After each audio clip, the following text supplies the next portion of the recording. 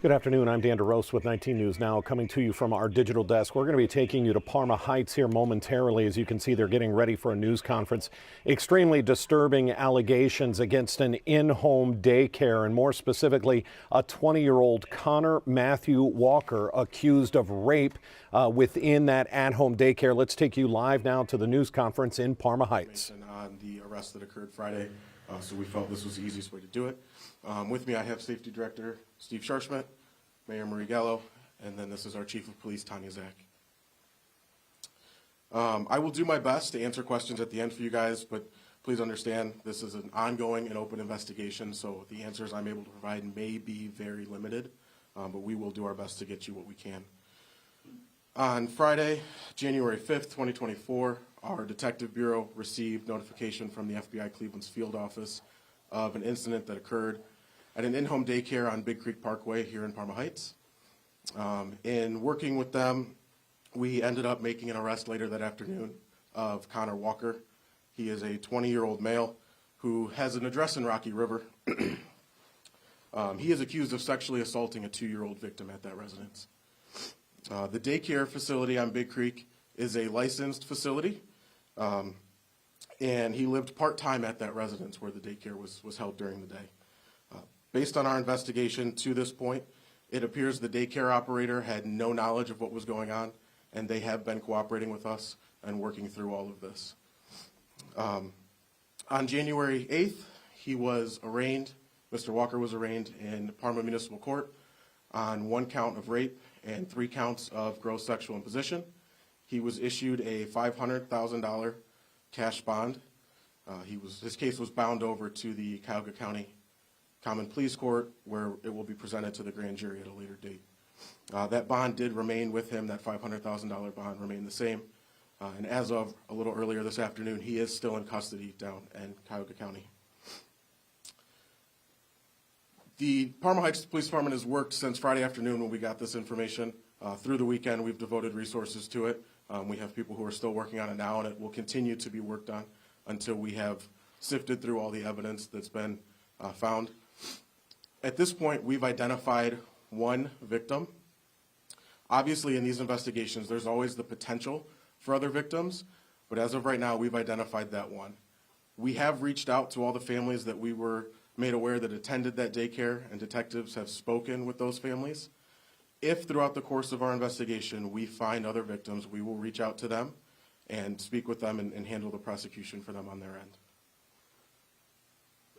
I believe that's all we have at this point. If you guys have any questions, we will open it up. But again, I want to tell you guys right off the bat, it is an open investigation. I will do my best to answer them, but there's some things I can and can't share. You said the daycare owner had no knowledge, but is she culpable since it's her daycare and a child was allowed to sleep overnight? So there's different licensing and things that a daycare owner has to work through, and the people responsible for those licenses are working through that with her. Department of Family Services? Correct, and she was licensed through the city here, and we're working through that as well. Why did he live there part-time? He's a family friend of the people that own the residence, and they were allowing him to stay there part-time. My name is Molly. I'm with Cleveland.com. I just want to say thanks, first of all, for taking the time to talk with us. I'm just wondering if you can share anything more about the victim's condition. Is there anything else you can share about them? She's a juvenile victim, so we're not going to share much about her. We've spoken with mom and dad, and we're making sure that she gets whatever resources she needs. We're happy to facilitate any of that for them. To a hospital or anything, or anything like that? That's stuff that I can't share with you. She said it happened when she was 2. What is her age now? She's 3 years old now. 3 years old. How many families or how many children attended this daycare? I believe there's about 10 different families that I've spoken to that I know had kids at the daycare at one point. Not all of them currently had kids there. I've also spoken to families that previously used that daycare. They said the incident from the court dockets happened on October 1st. When was it actually reported? So we became aware of the information Friday, which is the same day we made an arrest. And what do you think about what took so long for that to be reported? As far as I'm aware, once any law enforcement agency was made aware of it, we started to act on it immediately. I can only speak to what we did, and as far as when we got the information is when we acted on it that day. So the person who reported it to the FBI? Is that correct? We got the tip from the FBI, so anything about how they received that information, I'm going to defer to them to speak with you guys about. How many pictures and videos of this child were on his phone?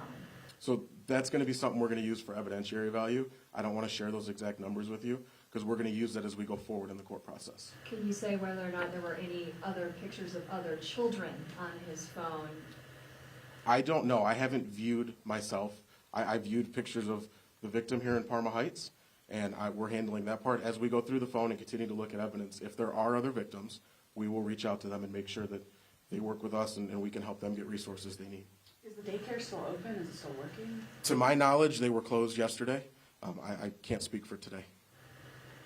Was this just a one-time thing, or was this continual abuse? As far as we are aware, we have one victim and one incident.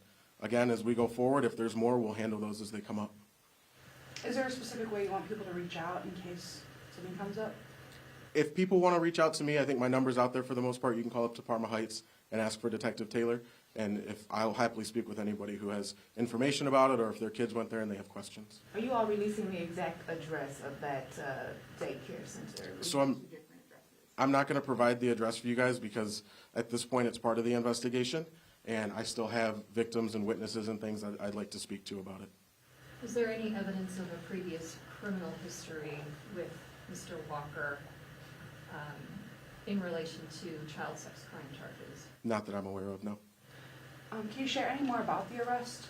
Sorry if you already said it, but where was he arrested and everything like that? We arrested him from the FBI's field office. How did the FBI become aware of this? I'm going to defer to them for that one. I know the information we have is that we received a phone call from the FBI and started working in conjunction with them quickly Friday afternoon. Has he spoken, confessed, anything like that about what was found on his phone?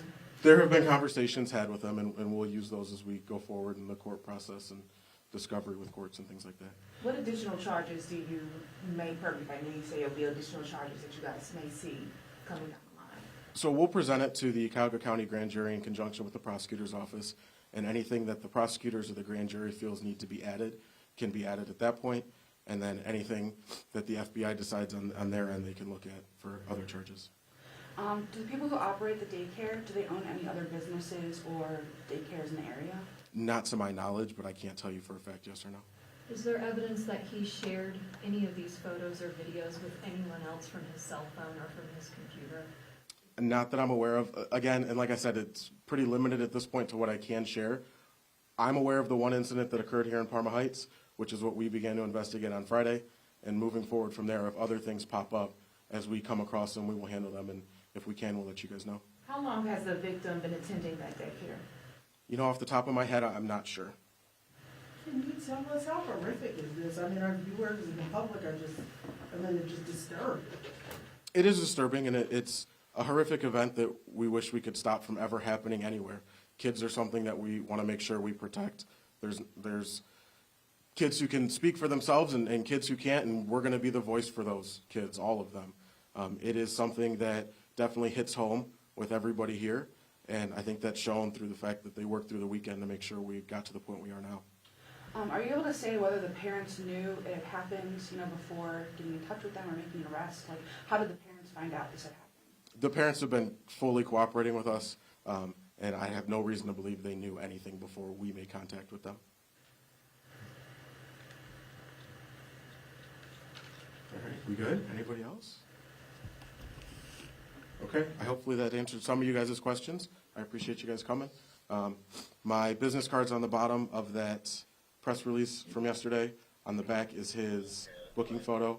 And then anybody here who wants a digital copy of the photo, I'll grab a list of email addresses before I go, and I can get that sent today.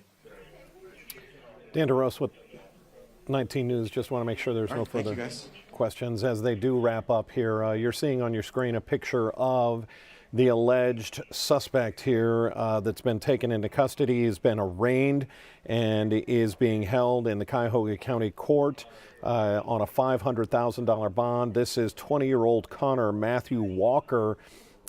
He was living in the home of this in-home daycare on a part-time basis where, as you heard the detective say, he's a family friend that was allowed to stay in the house part-time.